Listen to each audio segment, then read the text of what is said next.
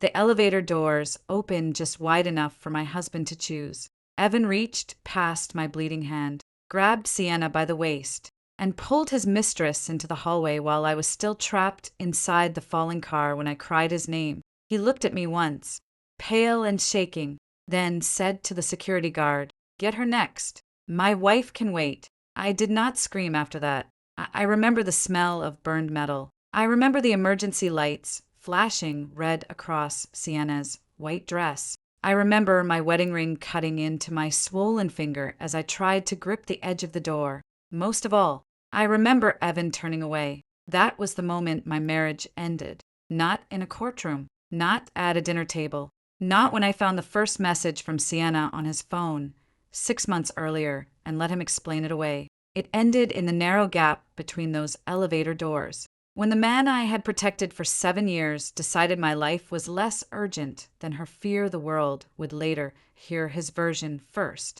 They would hear that he tried to save both of us. They would hear that I panicked. They would hear that the elevator dropped before he could reach me. They would not hear the truth. Not until I came back with the rescue footage he thought he had buried. The Sterling House Gala was supposed to save Evan's biggest project. That was what he told me for months. Every dinner he missed, every call he ignored, every weekend he spent with his public relations team. It all came back to the same sentence. "Claire, this launch matters. If the donors believe in the Sterling renovation, the city believes in me." I believed him. That had always been my weakness. I could see the cracks in a building, the lies in a budget, the hesitation in a trust's voice. But when it came to my husband, I kept mistaking selfishness for pressure. That night, I wore the navy satin dress Evan liked because he once said it made me look quietly expensive. I stood beside him in the ballroom, smiling, while he shook hands with investors, city officials, and old family friends who still called me the sensible one. Sienna Vale stood 3 steps away from us most of the evening. She wore white, not bridal white, not exactly, something sharper. A sleek dress with a low back, diamond earrings, and a soft expression that made older men want to protect her and women want to distrust her. She was Evan's public relations consultant. That was the official line. The unofficial truth had been growing like mold behind our walls for almost a year. A hand on his sleeve that stayed too long. A private joke he never explained. A perfume scent in his car that was not mine. A message flashing across his phone at 2:00 in the morning. "Miss you already," when I confronted him. Evan kissed my forehead and said, "She is dramatic. You know how PR people are." That night, I found them behind the west corridor near the service elevators. I had gone looking for Evan because the foundation chair wanted him for the donor toast. I heard Sienna laugh first, soft and breathless. Then I saw him. Evan stood close enough to block her from view, his fingers at the clasp of her necklace.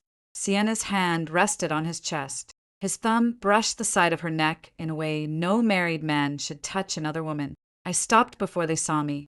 Sienna noticed first. Her eyes moved to mine in the mirror on the wall. She did not step back. "Claire," she said with that soft little smile. "I was just asking Evan to help. The class got caught." Evan turned around too quickly for 1 second. His face gave him away. Guilt, irritation, fear. Then he became my husband again. "Claire, there you are. The toast. In 5 minutes." I said. My voice sounded calm. That surprised me. Sienna touched the necklace. "You saved me again, Evan." Again. The word landed between us like a dropped glass. Evan's jaw tightened. "Not now, Sienna." I looked at him. No, let her finish. Sienna lowered her eyes. "I only meant he is reliable. Some people are good in a crisis." I almost laughed. A staff member rushed past us then, carrying a tray of champagne toward the ballroom. Music swelled through the corridor behind us. The service elevator chimed. I should have walked away instead. Evan said, "We need to get upstairs. The donor balcony is faster through this elevator. I can take the stairs." I said, "Claire, please." His voice dropped. "Do not make a scene tonight." There it was, the sentence he used whenever he wanted me to swallow. Something sharp. Do not make a scene. Sienna stepped into the elevator first. Evan followed. I stood outside for half a breath. my hand cold around my clutch. Then I stepped into. The elevator smelled faintly of machine oil and roses. Sienna stood on Evan's right. I stood on his left. The doors closed. No one spoke. The car rose for 4 seconds. Then it shuddered. The lights flickered once, twice. Sienna gasped and grabbed Evan's arm. He wrapped his hand over hers by instinct. The elevator dropped.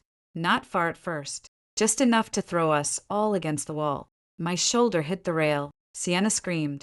Evan cursed and slammed the emergency button. Hello, he shouted. We are stuck in elevator 3. Sterling House, West Service Bank. A voice crackled through the speaker. Remain calm. Security is responding. The car groaned. I looked up. The floor indicator blinked between 9 and 8, then went dark. Evan, I said, something is wrong. I know. He pulled out his phone. No signal. Sienna started crying. I cannot breathe. Evan, I cannot breathe. You are breathing, I said. She stared at me. Do not talk to me like that. The elevator jerked again. This time, the drop was harder. My knees hit the floor. Pain shot up my right leg. Bright and instant. I heard something crack. Maybe metal. Maybe bone. Emergency lights washed. The small space red. The speaker died. Evan crouched beside Sienna. Are you hurt? I looked at him. My leg. He glanced at me, but Sienna clutched his lapel. Please do not leave me. The car stopped with a violent slam for a moment. Everything was silent except our breathing. Then voices came from outside. Mr. Whitmore, can you hear us? Evan shouted back. Yes, get us out. The doors opened only a little, maybe 18 inches, enough to see the hallway floor outside, tilted at a strange angle because the elevator had stopped between levels. A security guard dropped to his knees outside. Another man ran up behind him with a pry bar. Who is closest? The guard shouted. Sienna was closest to the gap. Of course she was. She began sobbing harder. Evan, please. He moved toward her. I tried to stand. My right leg collapsed beneath me. I caught the wall and left blood on the metal panel. Evan, I said, help me up. He did not turn. The guard reached through the opening. Give me your hands. Sienna froze. Evan wrapped his arm around her waist and lifted. The guard pulled for a terrible moment. Her dress caught on the torn panel and she screamed like she was dying. I crawled toward the door. My wedding ring scraped against the floor. My fingers reached the gap. Evan, my voice broke. I am right here. He looked at me. I saw everything in his face. He saw my blood. He saw my trapped leg. He saw that there was room to reach for me next if he moved quickly. Then Sienna's arms went around his neck from the hallway side. Do not let go. She cried. He pulled her fully out. The guard shouted, Sir, step back. We need to get your wife. Evan stood in the hallway with Sienna pressed against him. I stretched my hand. Father. Evan.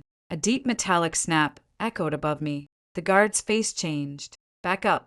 Someone yelled. Evan stepped away with her. The doors shifted. Get her next. Evan said breathless. My wife can wait. My wife can wait. The elevator dropped again. I do not remember screaming. I remember the world slamming upward. I remember darkness breaking into red flashes. I remember my body twisting against the floor, my head hitting the wall, my breath leaving me, then nothing.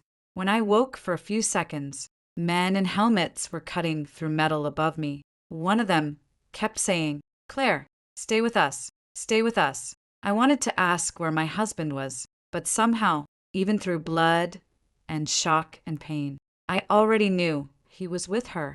I woke up in a hospital room with a brace around my leg, stitches near my hairline, and no wedding ring on my hand for one wild second. I thought the accident had taken it. Then I saw it on the tray beside the bed, sealed in a plastic bag with my earrings and torn clutch. The ring looked smaller than I remembered, almost harmless.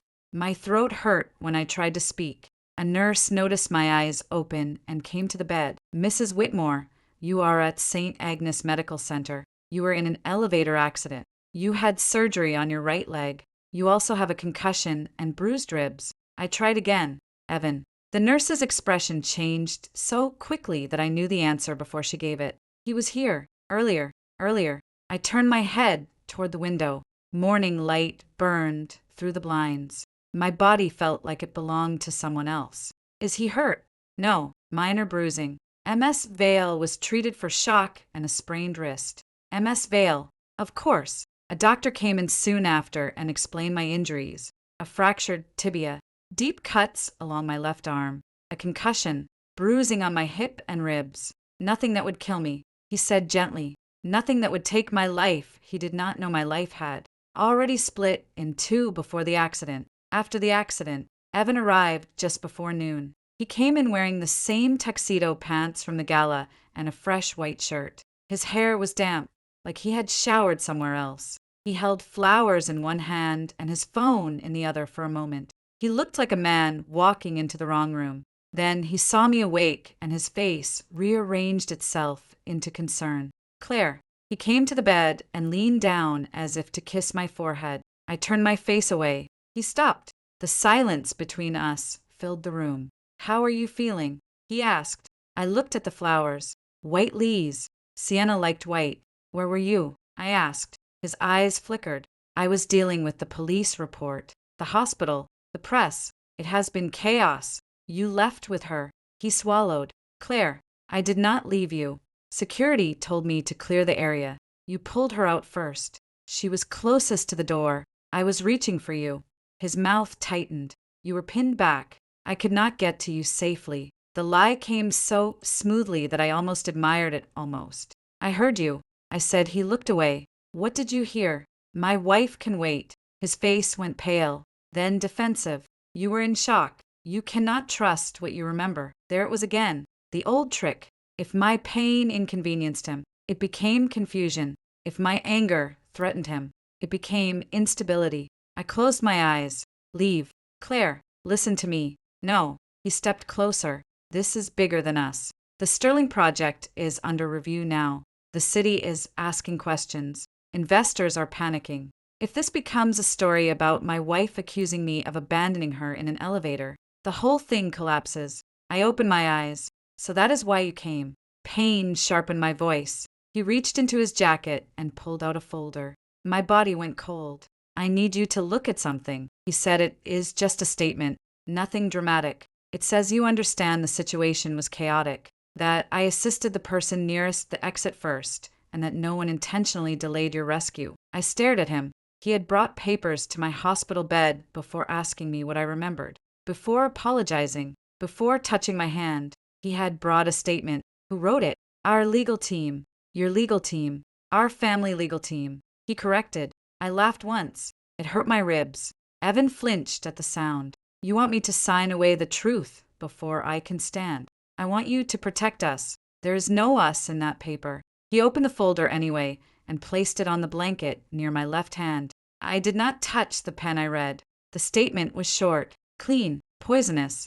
It said I had been disoriented. It said I had not been clearly visible from the hallway after the first rescue. It said Evan remained on scene until emergency responders took over. It said I was grateful for his efforts. Grateful. My right hand curled around the sheet. This says I was not visible. He exhaled. You were not visible enough for me to. My hand was outside the door. Claire, my blood was on the door. He rubbed his forehead.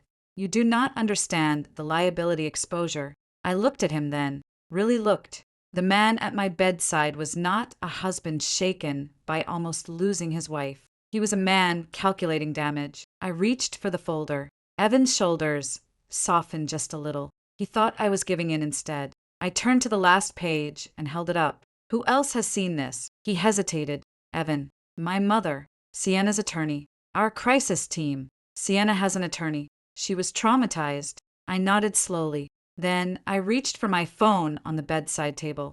What are you doing? He asked. I took photos of every page. His hand shot out. Claire. I looked at his fingers on my wrist until he released me. I am preserving what you asked me to sign, I said. His voice dropped. Do not start a war you cannot finish. That should have frightened me instead. Something inside me went very still. You started it when you stepped away from that elevator. A nurse came in then to check my four. Evan stepped back and adjusted his cuffs, returning to the civilized man everyone trusted. The nurse glanced between us. Mrs. Whitmore needs rest. I am her husband, Evan said. I looked at the nurse. I do not want him in this room. Evan stared at me. The nurse did not hesitate. Sir, please step outside. His face hardened. This is a mistake, he said. No, I said. The mistake was thinking I did not hear you. He left with the folder under his arm. 10 minutes later, the same nurse returned with water and a softer expression. Are you safe at home? She asked quietly. I almost said yes out of habit. Then I remembered the elevator. No, I said. She nodded once like she had heard that answer before. There was a firefighter asking if you were awake. She said, he said the rescue team may need to speak with you later. Also, between us, there were cameras everywhere in that building. Old buildings are strange that way. Cameras where people forget they exist. My fingers tightened around the cup. Cameras, security, hallway, service bank, maybe even the loading bay. I do not know what they caught. She glanced toward the door. But if someone tells you there is no footage, do not believe that too quickly. After she left, I picked up my wedding ring from the plastic bag for 7 years. I had worn it through every apology Evan never fully meant. I slid it onto my finger. It would not pass my swollen knuckle, so I placed it back in the bag, opened my phone, and searched for the name Mara Clean, divorce attorney. Then I sent one message. I need help before my husband erases what happened to me. Evan did not come to the hospital again after I refused to sign. He sent flowers. He sent his assistant with clothes. He sent his mother. Margaret Whitmore arrived on the 4th day wearing pearl earrings, a camel coat, and the expression of a woman inconvenienced by someone else's blood. She kissed the air near my cheek. Claire, darling, you gave us such a scare. I looked at the handbag on her arm. Did I? Her mouth tightened. Do not be difficult. Evan has barely slept. Where is he sleeping? The question was quiet.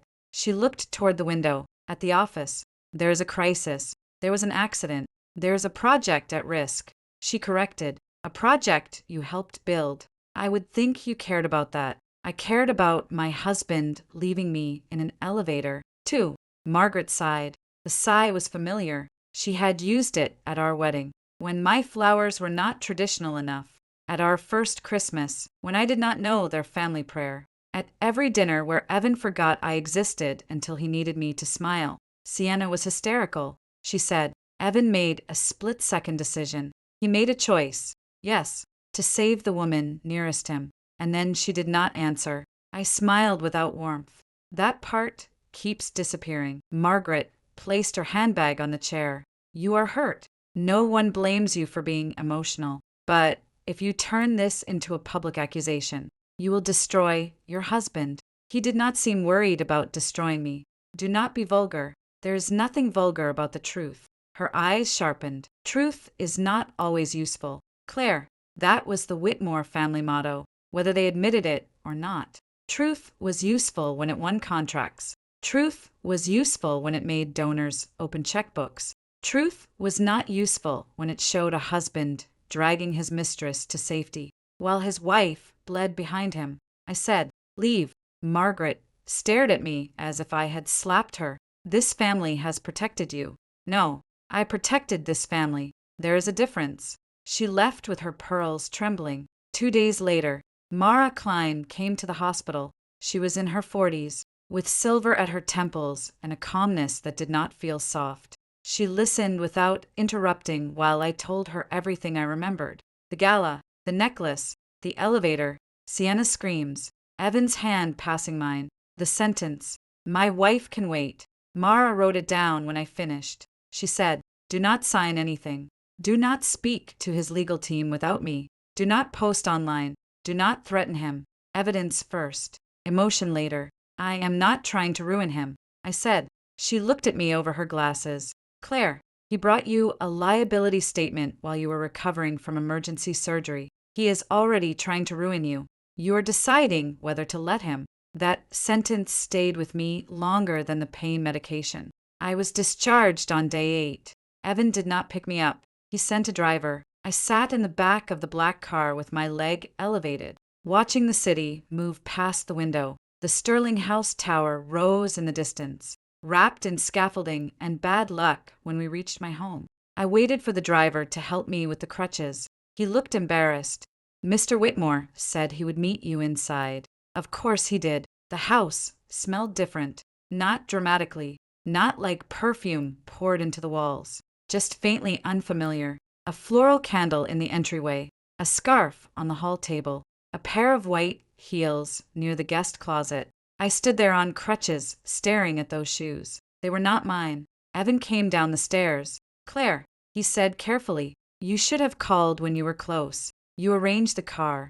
He stopped. "Let me help you upstairs." "Whose shoes are those?" His face closed. "Sienna stayed here one night after the accident. She was afraid to be alone."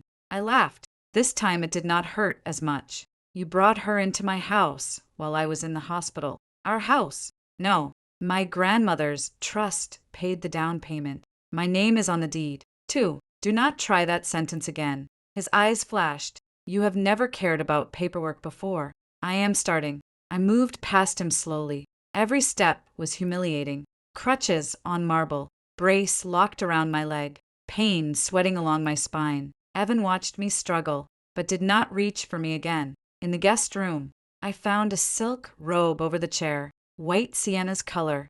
On the vanity sat a tube of lipstick, a bottle of perfume, and one of Evan's watches. Something inside me went cold enough to become useful. I picked up the robe with 2 fingers and carried it downstairs. Evan stood near the kitchen island. I laid the robe on the counter. "Pack everything that belongs to her. Today. Claire today." She was traumatized. So was I. She did not have anywhere. Safe to go. I looked around the house. I had decorated, paid for, cleaned before his donor dinners, filled with flowers for his mother, and emptied of my own needs. One compromise at a time. Neither did I. He looked wounded. That almost made me hate him more. "You are punishing me because I made an impossible decision," he said. "No, I am responding to the decision you made." He stepped closer. "You do not understand what happened after they got Sienna out. The car shifted. Security pulled me back. That is not what I saw. You were inside. I was reaching for you." His phone rang before he could answer. He looked at the screen and declined the call. I saw the name anyway. Sienna. He had saved her number under Sienna V. As if punctuation could make adultery professional. I went upstairs to the bedroom alone. Later, while Evan took a call in his office, I opened the old shared cloud account we used for home insurance files, travel documents, and property records. He had forgotten I still had access. A folder labeled Sterling Gala Media appeared near the top. My pulse changed. Inside were approved photos, donor lists, press drafts, and a subfolder titled Incident Response. Most of it was locked. One file was not. East Hallway Cam 912-9, 15 p.m. I clicked. The video loaded. The corridor outside the service elevator appeared. Security staff ran into frame. The camera showed Evan emerging with Sienna. He held her against him. She buried her face in his chest. The elevator doors were still partly open behind them. A hand appeared through the gap. My hand. I stopped breathing. The video cut to black. Not ended. Cut. The timestamp jumped from 91,408 to 91752. 3 minutes and 44 seconds missing. I downloaded the file. Then I copied the folder name, the timestamp, and the metadata at the bottom of the screen. A deleted file notice flashed from the sync history. West Service full rescue backup removed by E. Whitmore. My hands shook for the first time that day. Not from fear, from fury. Mara watched the partial footage twice, without speaking. We sat in her office downtown, my crutches leaning against the chair, my swollen leg propped on a footstool she had produced without comment on the screen. Evan pulled Sienna away from the elevator. My hand appeared. The file cut. Mara paused it on the final frame before the missing minutes. My fingers were spread against the metal floor, my wedding ring catching a red flash of emergency light. "There," she said. I stared at the screen. "There, what? You were visible. Yes, you were reachable." I did not answer. She closed the laptop gently. "This is not just divorce evidence. This may involve civil liability, evidence suppression, and workplace safety violations. But we move carefully. Your husband owns the narrative right now. He always has. Then we take it back with documents, not anger. She made 3 calls while I sat there. 1 to a forensic video analyst, 1 to a records request specialist, 1 to a retired fire investigator named Dennis Holt. Then she turned back to me. Do you know anyone in Sterling House operations? Not personally. Think. I closed my eyes. The gala staff, the security guards, the building manager, the maintenance crew. A name surfaced. Joe. I said. Joe Alvarez, maintenance supervisor. I met him twice during renovation walkthroughs. He warned Evan about the west elevator months ago. Mara's pen stopped. He warned him. I overheard part of it. Joe said the old service bank needed a full shutdown. Evan said the city inspection was cleared and they could not delay the gala.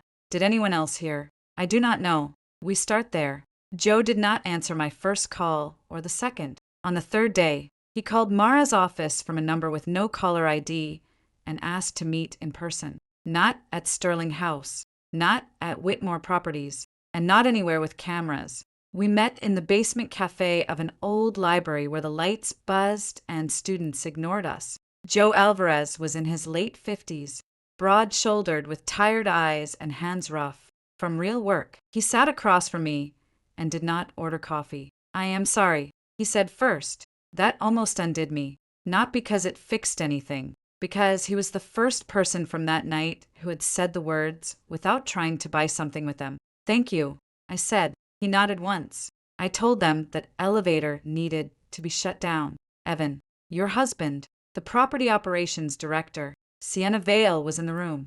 2. Sienna. She was handling event optics. Joe's mouth twisted. She said a closed service bank would make donors nervous about the renovation. Mara leaned forward.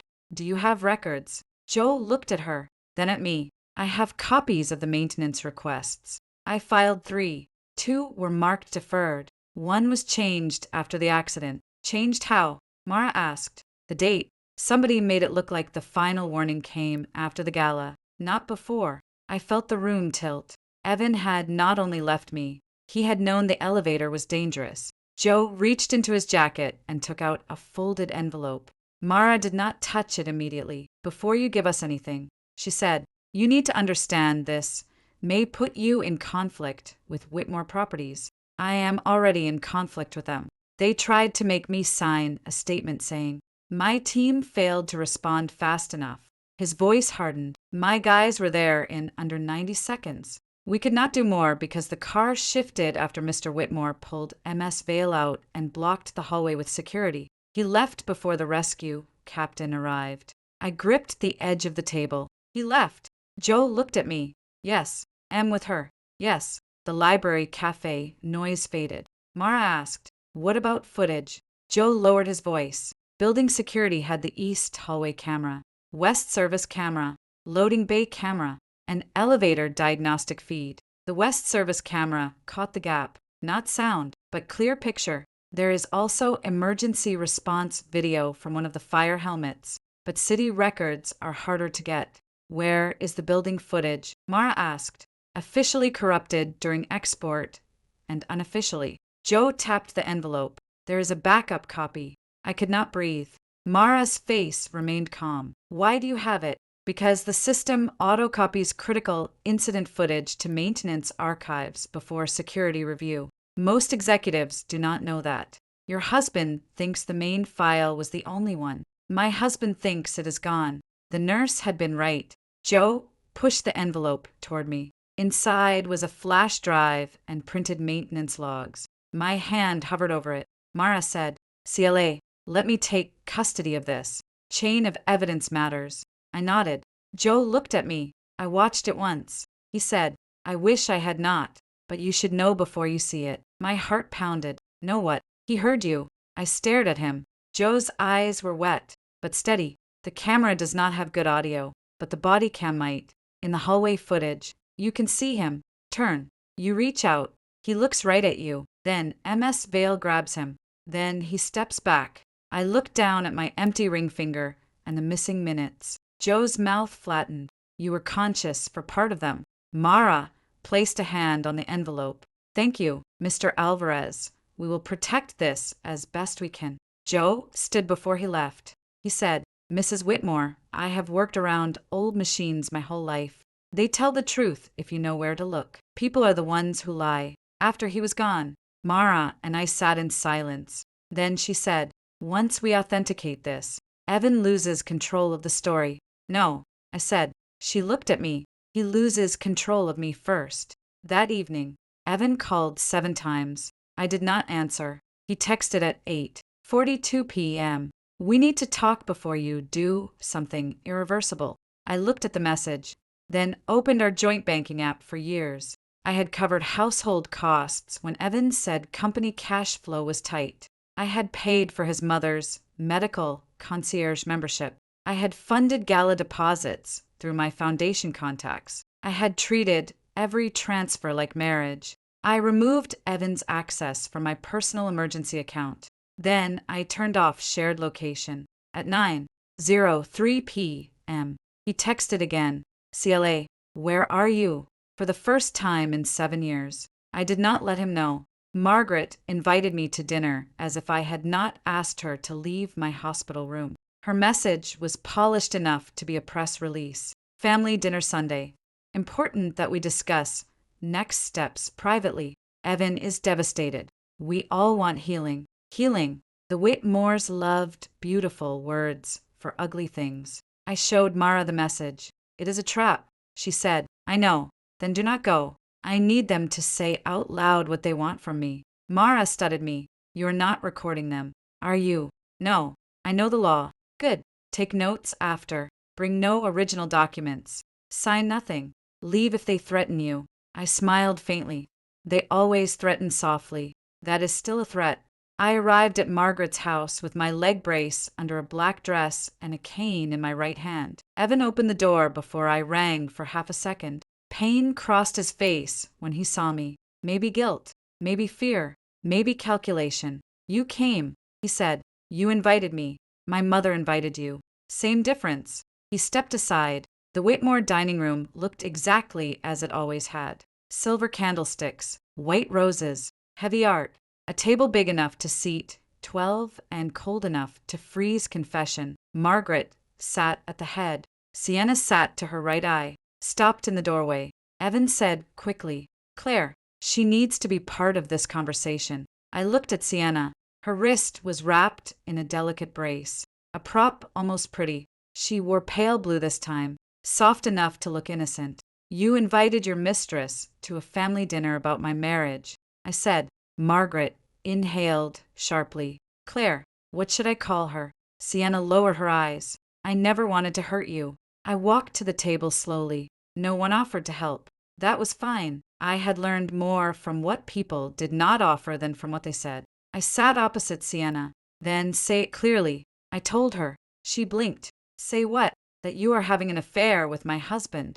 Evan's hand tightened around the back of his chair. This is not productive. It is very productive. It tells me whether this dinner is about truth or theater. Sienna's eyes filled with tears on command. Evan and I care about each other, she whispered. But the accident was not about that. No, I said the accident was about his choice. Margaret placed her fork down. This family is facing a serious legal and reputational crisis. Donors are asking questions. Investors are nervous. The press is circling. We need unity. You need silence.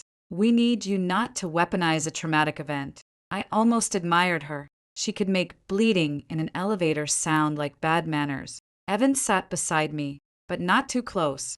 Claire, he said quietly, I know you are angry. You have every right to be angry. But if you go public with accusations, the city may shut down the Sterling project. Hundreds of workers could lose contracts. That was how he always did it. He put other people between himself and accountability. I reached into my bag. Evan's eyes followed my hand. I placed the hospital discharge summary on the table. A copy, not the original. This is my medical report. Fractured tibia, concussion, rib bruising, lacerations, blood loss, acute stress response. Sienna looked away. I placed the liability statement beside it. This is what Evan asked me to sign while I was still on pain medication. Margaret's mouth hardened. That document was meant to protect everyone. No, it was meant to make me lie. Evan leaned forward. You do not know that. I looked at him. It says I was not visible from the hallway. Silence. I waited.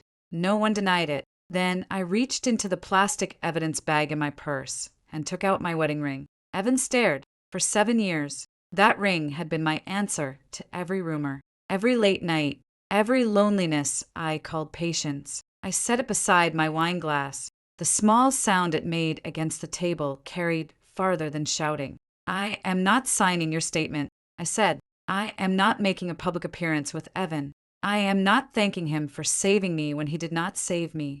And Sienna will not enter my home again. Sienna's tears vanished. Margaret's face turned cold. You are making an emotional decision. No, the emotional decision was staying after the first lie. This is the legal one. Evan's voice dropped. Do not do this here. Where should I do it? In an elevator. His eyes flashed with anger. There he was. Not the grieving husband. Not the frightened businessman. The man who hated when I stopped being manageable. He leaned close enough that only I could hear. Do not make me choose again. I turned my head and looked at him fully. You already did. The table went still. Evan sat back. Margaret said, if you continue down this path, Claire, do not expect this family to protect you. I picked up my cane. You never did. I left before dessert outside. The cold air hit my face, clean and sharp. My driver waited by the curb. I had hired him myself. As I reached the car, my phone buzzed. Unknown number. I almost ignored it. Then I saw the message preview. This is Anna Price. I was one of the paramedics at Sterling House. I saw the news report. What they are saying is not what happened. I stood beside the open car door, my cane planted on the pavement, my pulse steady for the first time all night. The story was starting to crack. The first article appeared Monday morning. Sterling House hero developer Evan Whitmore pulls 2 women from elevator accident. I read the headline 3 times. 2 women. The story said Evan had acted without hesitation when the elevator malfunctioned. It said he had assisted Sienna Vale, then attempted to rescue his wife before emergency crews took over. It said sources close to the family described me as recovering privately and grateful for the rapid response. Grateful again by noon. 3 more outlets had repeated the same line. By evening, a lifestyle blog ran a photo of Evan and Sienna leaving the hospital together. The caption called her the shaken consultant who survived alongside Mrs. Whitmore. Alongside, not before. Not instead of alongside Mara. Called before I could call her. Do not respond publicly. She said, I was not planning to. Good. We are sending preservation letters to Whitmore Properties, Sterling House Management, the security contractor, the fire department, and the hospital. If any evidence disappears after this, it becomes a much bigger problem for them. I sat at my kitchen table, the one I had chosen because Evan said it was too plain, and I said plain things lasted. What about the article? We track it. We do not chase it. The truth needs a courtroom or a hearing, not a comment section. After we hung up, I opened the foundation portal. The Hartley Urban Trust had partnered with Evan's company on neighborhood restoration projects for years. I had been the bridge. My grandmother's name had opened doors. His last name could not. Every time Evan needed credibility, I supplied it. Not anymore. I drafted a notice to the trustees requesting an immediate review of all active partnerships with Whitmore Properties pending safety investigation and conflict disclosure. I attached the public article. Then I attached my medical report. I did not attach the footage. Not yet. At 2:17 p.m., Evan called. I let it ring. At 2:19, he texted, You are making this worse. At 2:21, the foundation notice was unnecessary. At 2:24, Claire, answer me. I did not. Instead, I went through our shared files once I knew what to look for. The lies had fingerprints. A press draft from Sienna marked emphasize Evan's immediate action. A crisis memo. A void phrase left inside. Use remain trapped. An email from Evan to Sienna at 1:12 a.m. after the accident. Make sure no raw footage leaves building security. We only need approved clips. My hands went cold. He had written it, not a misunderstanding, not panic, not confusion, a cover-up. I forwarded everything to Mara. Then I printed hard copies because trust had become too expensive. Anna Price called at 5. Her voice was low and careful. I should not be talking directly without going through channels, she said, but I read the article. It is wrong. Tell me what you saw. A pause. I arrived with the second medical unit. Fire was already cutting access. Your husband was in the hallway earlier, according to the first responders. But when I got there, he was near the front entrance with MS Vale with Sienna. Yes. Was he trying to reach me? Anna was quiet. No. The word hurt less than I expected. Maybe because I already knew. There is more, she said. A draft incident report circulated internally this morning. It says your rescue was delayed because you were not responsive to verbal commands and could not move toward the opening. I had a fractured leg. I know. That is why the language bothered me. It makes it sound like you failed to cooperate. I closed my eyes. They are blaming me for being trapped. Yes. Why are you telling me? Anna exhaled. Because I was close enough to hear you when they got the upper panel open. You were asking for your husband. You were conscious. You were scared, but you were coherent. And because women get called hysterical too often when someone needs their pain to disappear. I pressed my palm against my mouth for the first time since the accident. I almost cried, not for Evan, for the simple relief of being believed. Anna agreed to speak with Mara that night. Sienna went on a morning show teaser. I watched the clip on my phone. She sat on a pale couch, wrist brace visible, voice trembling. I do not want to speak for Claire, she said, speaking for me immediately. But in that moment, everyone was terrified. Evan did everything he could. I hate that some people are trying to turn a tragedy into blame. Some people me. The host leaned in. There are rumors of tension between you and Mrs. Whitmore. Sienna gave a sad smile. I think trauma makes people see enemies where there are none. I put the phone down.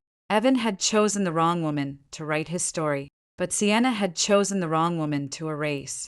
The next morning, I closed the joint household account Evan had used for temporary project liquidity. I moved my remaining personal funds into an account under my name only. I revoked his access to my medical portal. I changed the locks with legal notice because Sienna had stayed in my house without my consent. Every action was small. Every action was permanent. When Evan came home that evening and found his key did not work, he pounded on the door. Claire. I stood on the other side with my cane in hand. This is my residence. While I recover, I said through the door, your attorney can arrange access to your belongings. You changed the locks. Yes. You cannot shut me out of my own house. I can shut out a man who moved his mistress into my guest room while I was in the hospital. Silence. Then his voice softened. Claire, open the door. Please. I am still your husband. I looked at the deadbolt. No, I said. You are the man in the hallway. I walked away while he was still calling my name. I watched the full footage in Mara's conference room. Not alone. Mara was there. A forensic analyst was there. Dennis Holt, the retired fire investigator, was there. I had asked them not to stop the video unless I told them to. I needed to see it once from outside my own pain. The screen showed the West Service hallway at 9:12 p.m. Security arrived first. Then Joe's maintenance team. The elevator doors were partly open. The car sat unevenly between floors. The video had no clean sound, only distorted hallway audio. But the picture was enough. Sienna's hands appeared first, then Evan's. He pulled her. Security helped. She stumbled out and collapsed against him inside the gap. I moved. My hand reached out. My mouth opened on the screen. Evan turned his head. He saw me. There was no question, no blur, no shadow, no confusion. He saw me. Mara did not move. The video continued. The guard pointed back toward the elevator. Joe ran in from the left with equipment. Someone gestured for Evan to step aside instead. Sienna clung to him. Evan pulled her backward away from the doors. The elevator shifted. A guard shouted. Everyone jumped back. Then Evan said something. The audio crackled, but the analyst had enhanced this portion. It was rough, broken, but clear enough. Get her next. My wife can wait. My body reacted before my mind did. My hands went numb. The room blurred. Mara paused the video. No, I said. My voice sounded far away. Keep going. She hesitated. Keep going. The video resumed. The doors slammed, partly shut. The elevator dropped. People ran. Joe shouted into his radio. Security moved Evan and Sienna down the hallway. Evan did not fight them. He did not try to return. He did not fall apart. He held Sienna at 9:15 p.m. He disappeared from the frame with her at 9:17 p.m. Firefighters arrived with cutting tools at 9:23 p.m. They opened the upper panel at 9:26 p.m. One of them climbed halfway into the shaft at 9:28 p.m. They pulled me out.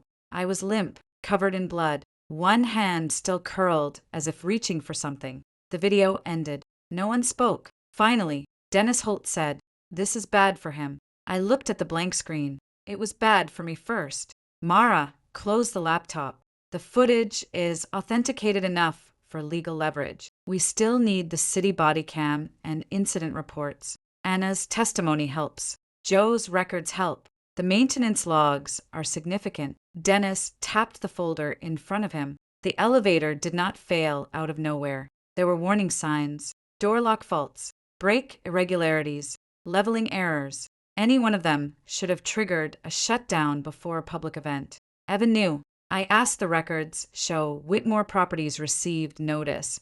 Whether he personally read them is a question. He read them. I said. Mara looked at me. I pulled up an old email from 6 months earlier. I had found it in the Foundation archive because Evan copied me on everything when he wanted my approval. Joe had written, "Recommend full shutdown of West Service Elevator Bank until mechanical inspection is complete." Evan had replied, "Not before Sterling donor season. Patch what you can. We cannot afford a visual disruption." Mara read it twice. Then she said, "Claire, this changes the entire case." "No," I said quietly. "It explains it, because that was Evan. He did not choose Sienna over me in one sudden moment. He had been choosing convenience over safety, image over truth, himself over everyone, for years. The elevator just made it visible that afternoon. Mara filed formal notices and requested an emergency preservation order. The Foundation trustees scheduled a special meeting. The City Safety Board opened a preliminary review. Evan arrived at Mara's office uninvited. The next morning, the receptionist called back, alarmed. Mara told her to let him wait. He waited 43 minutes. When Mara finally allowed him into the conference room, I was already seated at the far end of the table. He looked worse than I had ever seen him.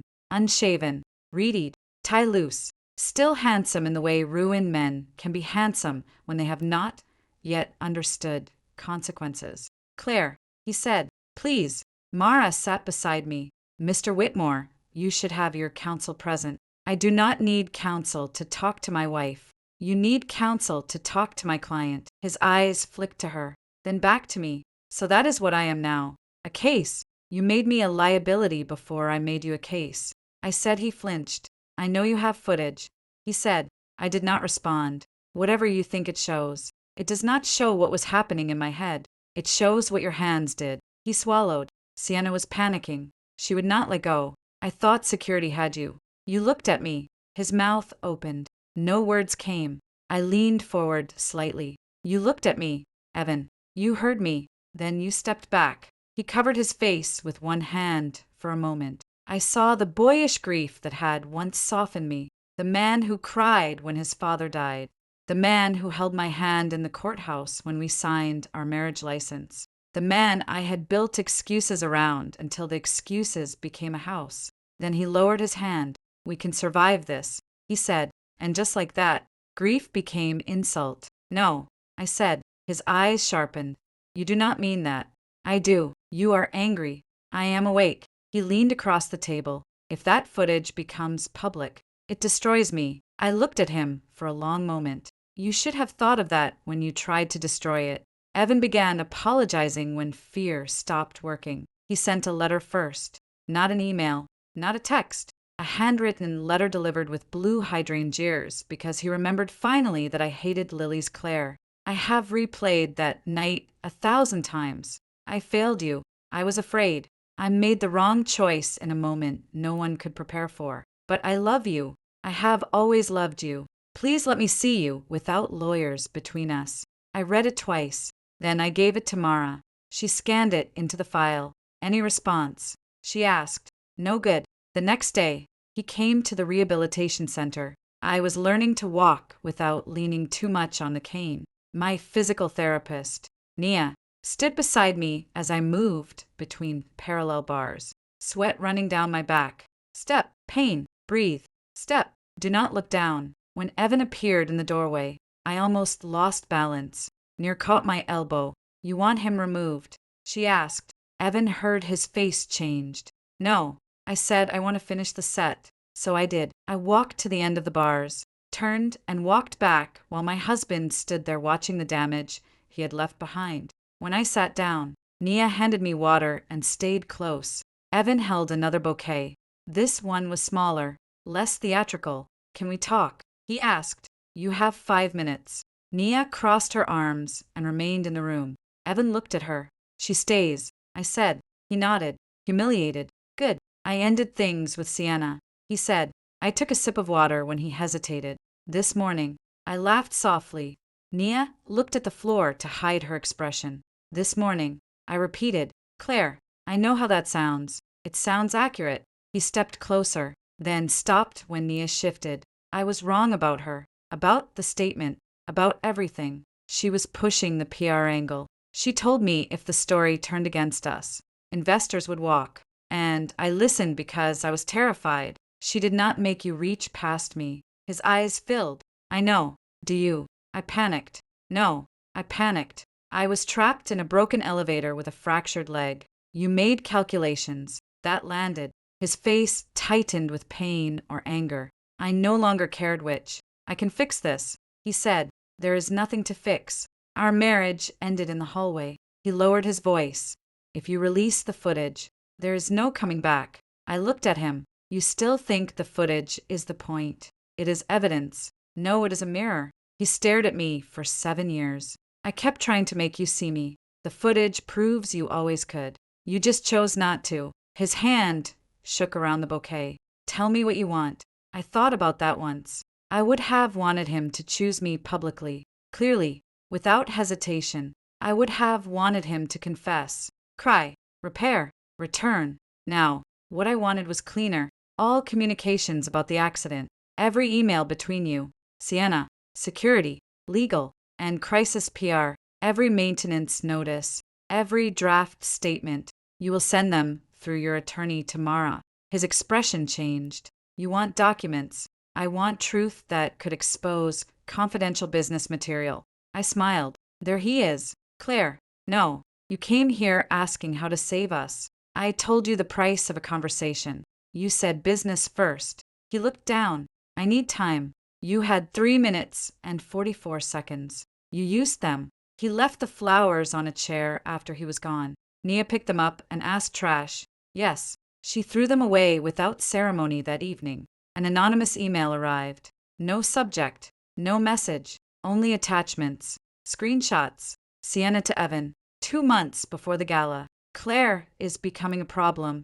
She asks too many questions about donor access. Evan. She will calm down. She always does. Sienna. You keep saying that, but you still go home to her. Evan. For now. Another Sienna. If something goes wrong with Sterling, she will protect you. That is what wives like her do. Evan. I know another scent after the accident. While I was in surgery. Sienna. You have to control the footage. If people see you pulled me out first, they will make me the villain. Evan. I am handling it. Sienna and Claire. Evan. She will be emotional. Then she will be reasonable. I sat in my kitchen long after the screen went dark. Emotional, then reasonable. That was how he saw my pain. A storm to wait out. A resource that would return to service. I forwarded the screenshots to Mara.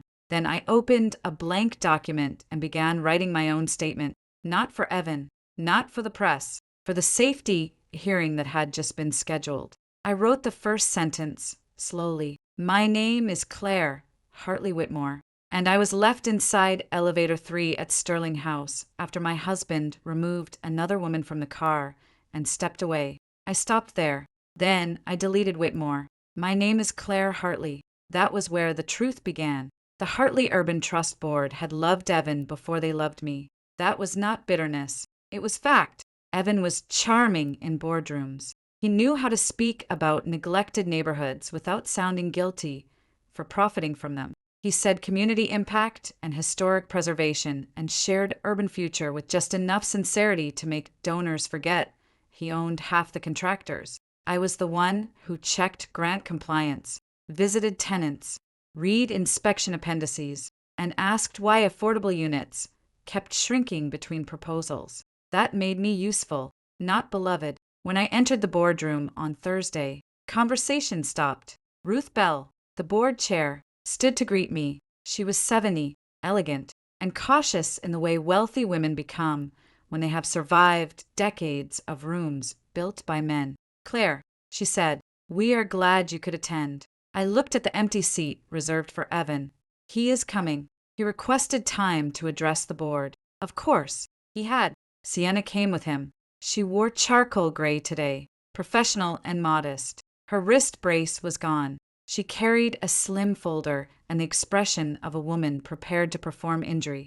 Evan avoided looking at me as he took his seat. Ruth opened the meeting. We are here to discuss whether the Hartley Urban Trust will continue its funding review for the Sterling House District Partnership, pending the ongoing safety investigation. Evan stood immediately before this becomes a procedural conversation.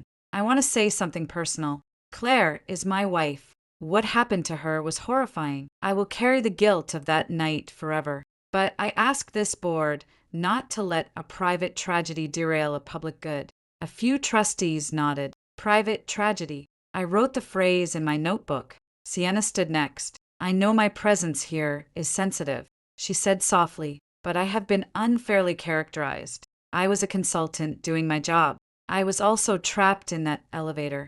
I hope we can keep the focus on facts rather than personal attacks. Then she looked at me in mistake because I was done flinching. Ruth turned to me. Claire, would you like to respond? I stood slowly. The cane helped. So did anger. Yes. I placed a folder before each trustee. Copies only. Cleanly labeled. Maintenance, warning 1. Maintenance, warning 2. Deferred, shutdown notice. Evan Whitmore, email response. Draft liability statement presented to Claire Hartley. Medical summary. PR memo. No footage. Yet the room changed as pages turned.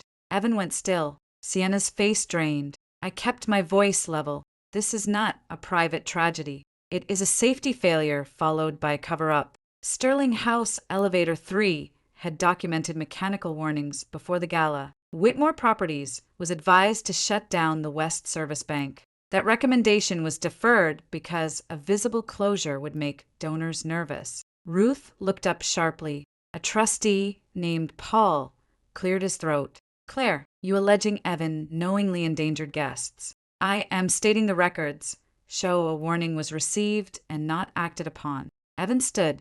That is a gross simplification. I turned to him. Then, simplify this. Did you receive Joe Alvarez's shutdown recommendation before the gala? His jaw flexed. The operations team received many maintenance notes. Did you reply? Not before Sterling donor season. Silence. The sentence moved through the room like smoke. Ruth looked at Evan. Did you? Evan said, context matters. Sienna stepped in. The elevator had passed prior inspection. Joe's note was one of many internal cautions. It is easy to judge after an accident. I looked at her. You were in the meeting where he dismissed the shutdown. Her lips parted. I was there as communication support. You advised him a closed elevator would create bad optics. She recovered quickly. That is not the same as making a safety decision. No, I said it is making a safety decision sound embarrassing enough to ignore. Ruth closed the folder. Claire, do you have evidence regarding the rescue itself? Evan's head snapped toward her. I looked at Mara, who sat silently near the back wall as my counsel. Then I looked at the trustees. Yes, Sienna's chair scraped. But not today, I said. Evan exhaled too soon.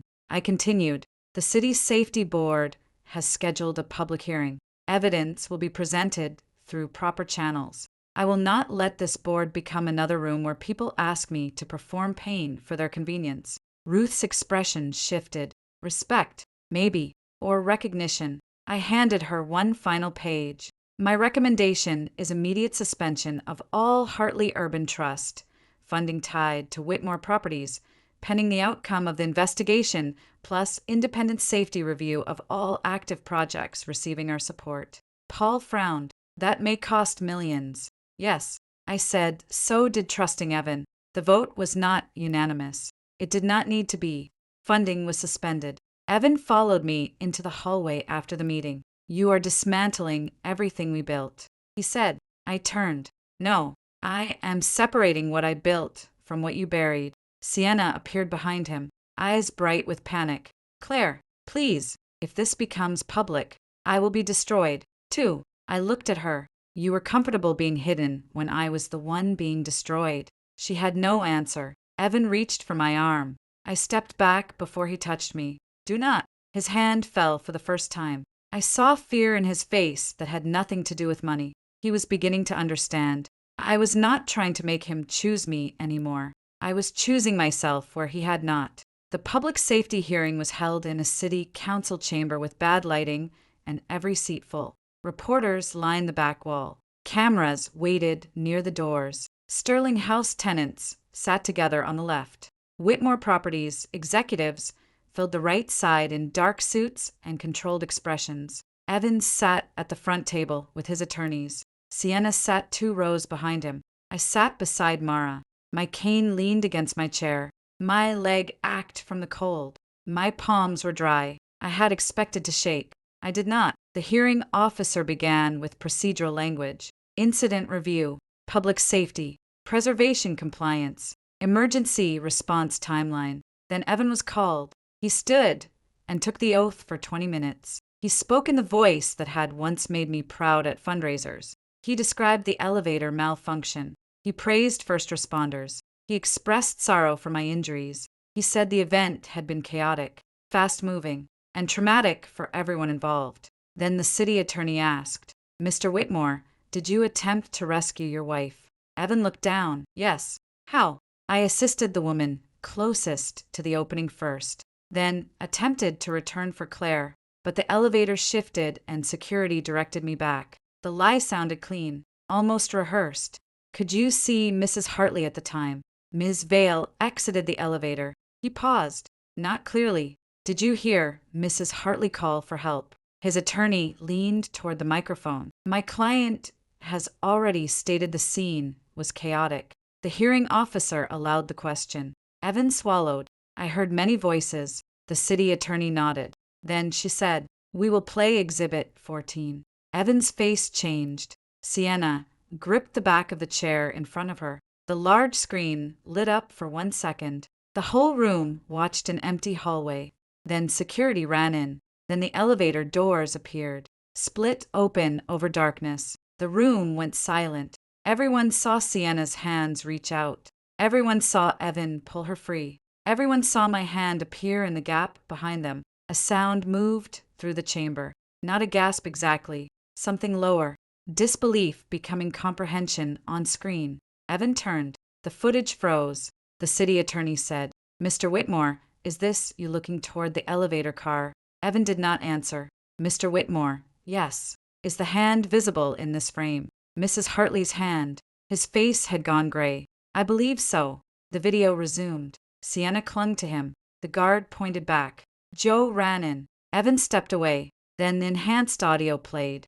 Get her next. My wife can wait. The words filled the chamber. No one moved. Not Evan.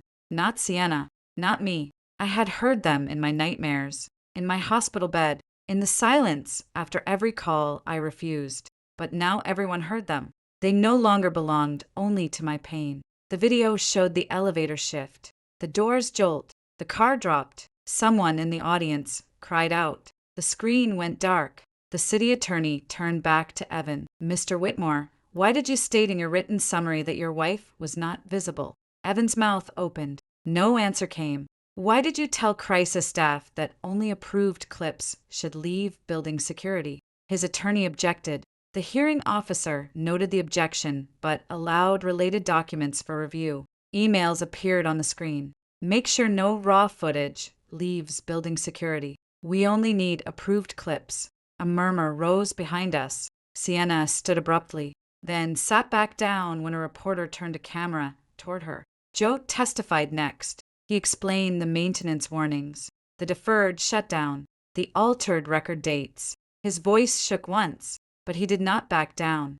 Anna testified after him. She confirmed my condition, my consciousness, and the effort by unknown parties to soften the report language. Then Mara stood. She did not dramatize. She did not need to. She entered the liability statement. Evan brought to my hospital bed the one that said I was grateful, the one that said I was not visible, the one he wanted signed while I was on pain medication. The hearing officer asked if I wished to speak.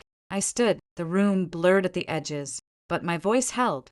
My name is Claire Hartley. On the night of the Sterling House Gala, I entered Elevator 3 with my husband Evan Whitmore and Sienna Vale. When the elevator malfunctioned, I was injured and trapped inside. When the doors opened, my husband pulled MS Vale out first. That fact alone is painful, but the deeper injury came after. He saw me. He heard me. He stepped away. Then he tried to make me sign a statement saying I was not visible and that I was grateful. I looked at Evan. He stared at the table. I am not here because I wanted my marriage discussed in public. I am here because private silence is how public danger survives. That elevator should have been shut down. That footage should not have been hidden. My injuries should not have been turned into a public relations problem. I looked back at the hearing officer. I survived. That does not make what happened acceptable. When I sat, Ruth Bell stood from the audience. She had not told me she would come. The Hartley Urban Trust formally withdraws current partnership consideration for Whitmore Properties until independent safety and ethics review is complete. She said, "We also request that the city expand its investigation to all projects with similar deferred maintenance records." Evan looked up then, not at Ruth, at me. His expression was naked betrayal. He seemed to think as if I had betrayed him by letting people see what he had done. After the hearing, reporters shouted questions. "Mrs. Hartley, did your husband abandon you? Are you filing for divorce? Do you blame MS Vale?" I stopped at the courthouse steps. Mara whispered, "You do not have to answer. I know I face the cameras. My legal filings will speak for me. But yes, I am filing for divorce. And no, I will not be making a statement of gratitude to the man who left me behind." Then I walked away behind me. Evan called my name. I did not turn around. Divorce made Evan sentimental. Not immediately. First, it made him angry. His attorneys accused me of exploiting a traumatic event for financial gain. Mara responded with medical bills, footage logs, maintenance records, and the false statement he had tried to force on me. His mother accused me of destroying the Whitmore name. I sent no response. Sienna released a statement saying she had trusted the wrong people during a moment of fear. It was a careful little sentence designed to separate herself from Evan while still sounding wounded. Then her own messages surfaced in Discovery. "Claire is becoming a problem. You have to control the footage. If people see you pulled me out first, they will make me the villain." They did, not because I made her one, because she had written the role herself by the time we sat across from each other at the divorce negotiation table. Evan had lost 3 major investors, 2 city contracts, and the soft admiration of people who had once called him brilliant. He had not yet lost the belief that I might save him. He arrived in a charcoal suit I had bought him for our 5th anniversary. That was not accidental. Mara sat on my left. Evan's attorney sat on his right. Between us lay property schedules, financial disclosures, medical expense claims, partnership withdrawal documents, and a divorce agreement thick enough to feel like a brick.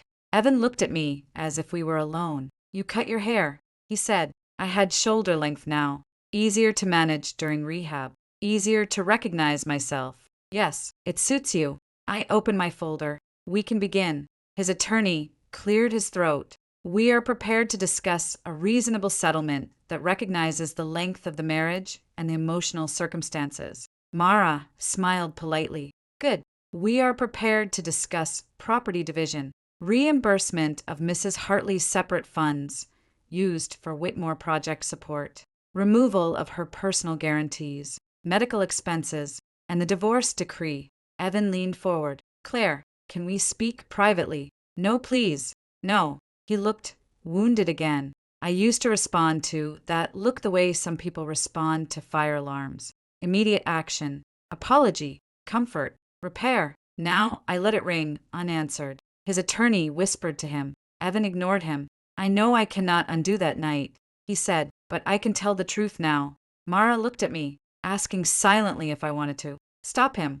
I did not. Evan's voice cracked. I was afraid, not just of the elevator, of everything. The project was failing. Sienna knew how bad it was. She made me feel like I could still control the story. You always saw too much.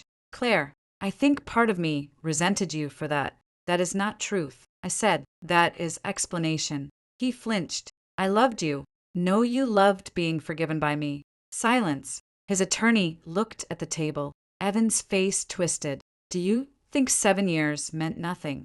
They meant enough for me to know when they ended. He looked at my left hand. The ring was gone, but the faint mark remained. I made one terrible choice. I shook my head.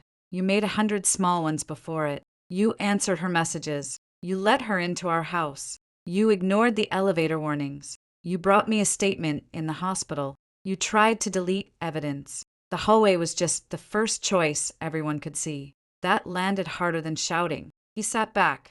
Pale Mara moved the papers forward. Mrs. Hartley is requesting final dissolution, separate property confirmation, reimbursement of documented transfers, removal from all Whitmore properties guarantees, exclusive sale rights regarding the marital residence or buyout at appraised value, and a written non-disparagement clause with penalties for false public statements. Evan's attorney frowned. That is aggressive. Mara slid another folder across. This is the draft civil complaint we do not file today if your client is reasonable. Evan closed his eyes. He knew the complaint was not revenge. It was leverage built from his own conduct. Negligence, evidence suppression, defamation through planted statements, financial misrepresentation tied to my trust-backed support. His attorney asked for a break. Evan stayed seated when the lawyers stepped out. Mara hesitated. It is fine, I said. She left the door open. Evan stared at the table. Was there ever a moment after the accident? He asked when I could have saved us. I thought of the hospital. If he had come without papers, if he had told the truth before I found it, if he had stood in the public hearing and said, I left her, I lied, I am sorry, would that have saved us? No, but it might have saved the last clean memory of him. There was a moment when you could have saved yourself from becoming this. I said, you missed it. His eyes filled. Do you hate me? I considered lying. Then I decided he deserved the smallest truth. No hate still ties me to you. I am tired of ties. He covered his face when the lawyers returned. Evans signed the temporary agreement, not because he became noble, because evidence had made nobility unnecessary. The final divorce hearing came 6 weeks later. The judge reviewed the terms. Evan stood beside his attorney. I stood beside Mara when asked whether the marriage was irretrievably broken. Evan hesitated. I did not. Yes, Your Honor. The word did not shake. Afterward, in the courthouse hallway, Evan approached me one last time. Claire. I stopped. He held my wedding ring in his palm. I kept it, he said, from the hospital bag. I thought maybe one day. I looked at the ring. Small, bright, empty. Give it to Mara. He swallowed. You really feel nothing. I met his eyes. That is no longer useful information. Then I walked past him into the sun. People expected me to feel victorious. They wanted a clean emotion. Triumph, relief, rage, something easy to describe in headlines. But the end of a marriage is not a slammed door. It is a house going quiet after years of noise you had mistaken for life. The divorce became final in early spring. By then, Evan had resigned as chief executive pending investigations. Whitmore Properties entered restructuring. The Sterling House project was paused. 2 other buildings came under safety review after Joe's records led investigators to similar deferred maintenance patterns. Evan was not ruined in the dramatic way people online wanted. He was reduced. That was worse for him. No more glowing profiles. No more donor rooms bending toward him. No more wife at his side, making him look trustworthy. He still had money. He still had lawyers. He still had people willing to call him complicated instead of cruel. But he no longer had my name attached to his. Sienna lost her firm first. Then the morning shows stopped taking her calls. Her final attempt at sympathy came through a long online essay about trauma, public shaming, and being used by a powerful man. It might have worked if her messages had not already been public. Claire is becoming a problem. That sentence followed her everywhere. Margaret sent one letter, not an apology, a lament. You have no idea what you have done to this family. I wrote one line back. I know exactly what I stopped doing for it. Then I blocked her. The house sold. I kept none of the furniture Evan and I had chosen together. Not the dining table where I waited through his late meetings. Not the bed where I lay awake beside his turned back. Not the mirror where I practiced looking calm before fundraisers. I kept my grandmother's blue chair. That was enough history. My leg healed slowly, not beautifully, not like a movie montage. Some mornings the scar pulled tight. Some nights I woke sweating from dreams of falling for months. I avoided elevators. Then one day I stood in front of one at my new apartment building and realized I was tired of letting a metal box own the shape of my day. I pressed the button. The doors opened empty bright. Safe enough. My hand trembled on the cane. A neighbor behind me asked, "Going up?" I almost stepped aside. Then I stepped in. "Yes," I said. The doors closed. The elevator rose. Nothing broke. I cried after that. Not loudly. Not because I was still trapped. Because I was not. Later that year, the Hartley Urban Trust launched a new safety accountability fund for restored residential buildings. Not glamorous, not headline-friendly, inspection access, tenant reporting tools, emergency system audits, whistleblower protections for maintenance workers. Joe became one of our advisors. Anna joined the first public panel. Ruth chaired the oversight committee and told me privately, "Your grandmother would have liked this version of you." I smiled. I think she was waiting for me to meet her. The final time I saw Evan was at the Civil Settlement Conference. He looked older, still handsome, less certain. He waited near the elevators with his attorney, and for a moment the old reflex stirred in me. Notice him, measure him, prepare for him. Then it passed. He walked toward me. "Claire, Mara has everything you need." "I know." He looked at the elevator doors, then back at me.